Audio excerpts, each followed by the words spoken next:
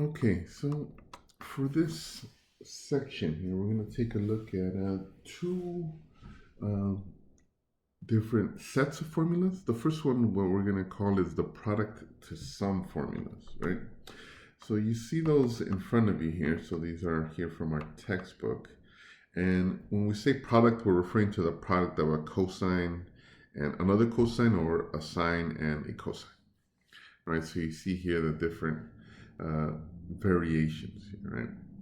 So the idea behind this is, at least when you guys get to calculus, sometimes evaluating what's known as an integral, right, of a product of a cosine and a sine it's not an easy thing to do, but it actually is quite simple if you have just a sum of, for instance, what we see here, two cosines or two sines, right, with an argument.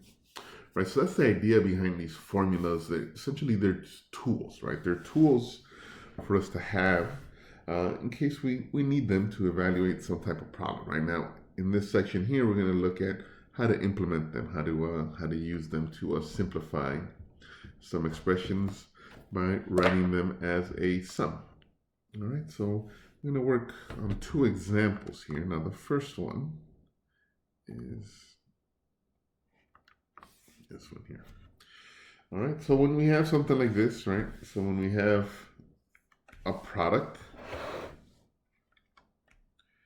all right, and again, even though you see a sum, when I say product, I'm referring to the trig functions.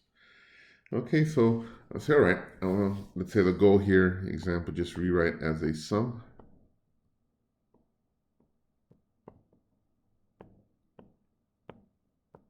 As a sum of trig functions, right? So I'll look up at my reference sheet and I find the proper formula, and we get 1/2, and it'll be sine of the sum of both of these angles, right? So remember, x plus y is one of them, and then add another, or x minus y, I should say. Okay, so all that goes in our first sine, and then we have a sum of the difference of the angles. So sine of x plus y minus x minus y. Okay, and now let's clean this up a bit. All right. So be careful here. All right, when we simplify. So in our first sine, we get x plus x, so we get sine of 2x. All right.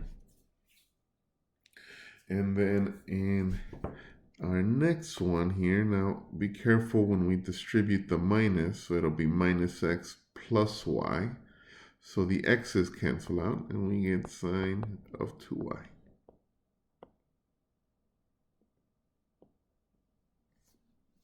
Okay.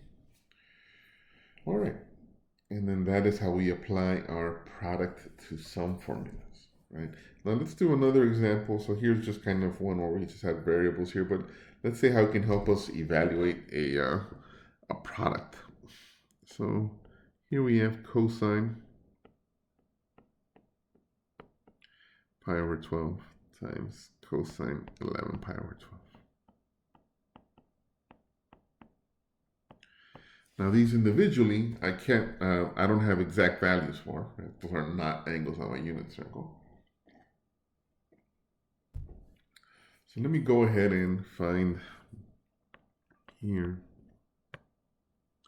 the formula, right? I look at my formula and then I'll use it here. So the formula is take the cosine, right, and then subtract the two angles. Pi over 12 minus 11 pi over 12.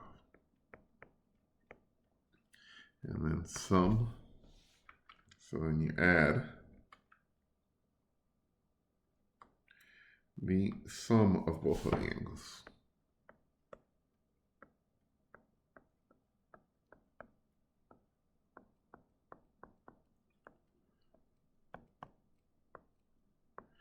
Okay, so simplifying here, we get 1/2 cosine of pi over 12 minus 11 pi over 12 is cosine of negative 10 pi over 12.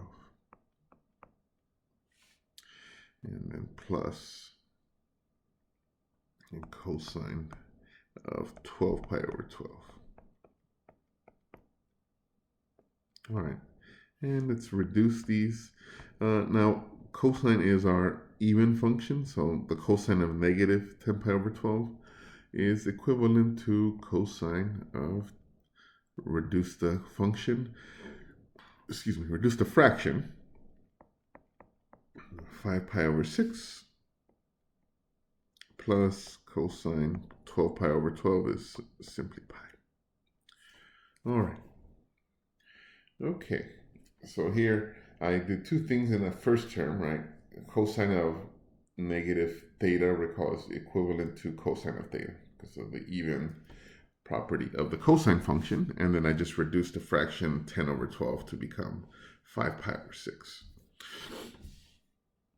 All right, now I can evaluate these. And cosine 5 pi over 6 lands in quadrant 2, so the value will be negative. And looking at my unit circle, it'll be a negative root 3 over 2. And then cosine of pi is negative 1.